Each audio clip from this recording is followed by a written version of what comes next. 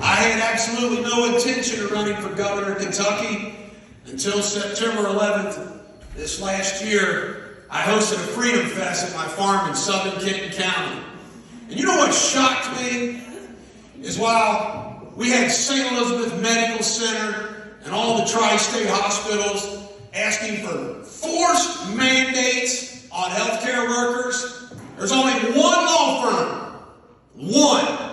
that filed lawsuits to try to stop that mandate on healthcare workers.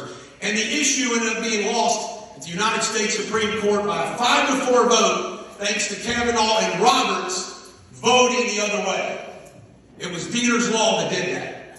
And people were so worked up with this censorship. And in northern Kentucky and the rest of Kentucky, we have corporations and government and swamps and a Democratic governor and all of it. Censorship going on. And 8,000 people came. And you know why 8,000 showed up? Because they can't talk about what they want to talk about at work, or they get fired.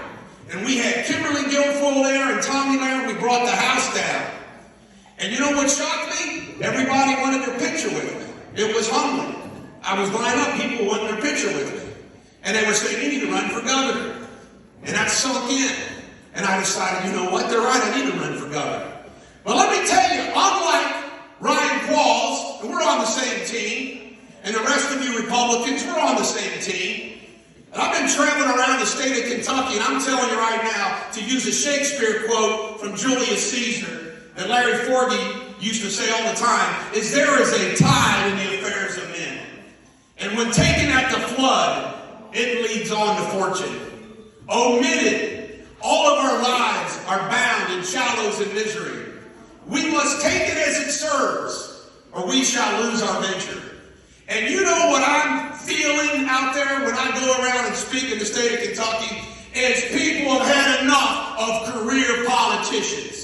You can go to DietersForGovernor.com. You can see my qualifications. You can see all the issues. Do you know what Daniel Cameron, Ryan Qualls, Kelly Craft, Savannah Maddox, Eric Dieters, what we all have in common? We can check that list all the way down. First Amendment, Second Amendment, fight for censorship. But you know why you should support me and vote for me? Because I'm not like them. I'm a farm boy, but I'm cut from a different mold. I'm like Patrick Henry. I bring it every single day on my show, The Bulldog Show. Some of you have watched it.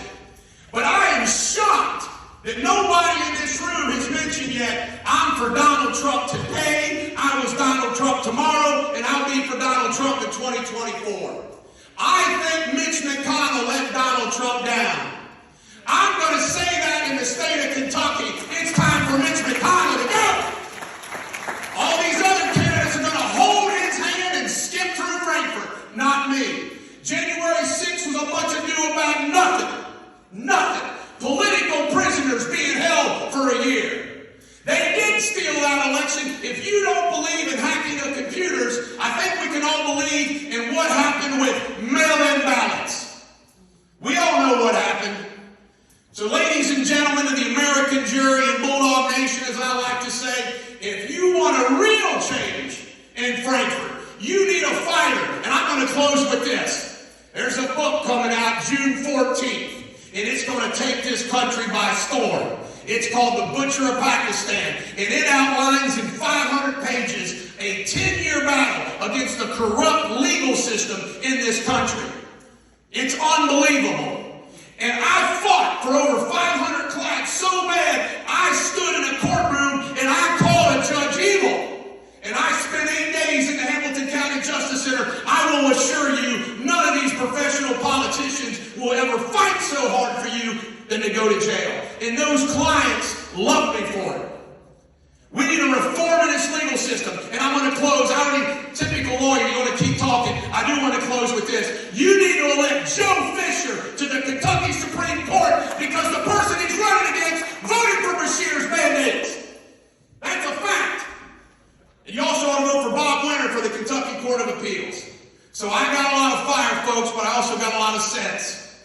I combine them both. And Kentucky will never see a governor like me. Thank you very much. very much.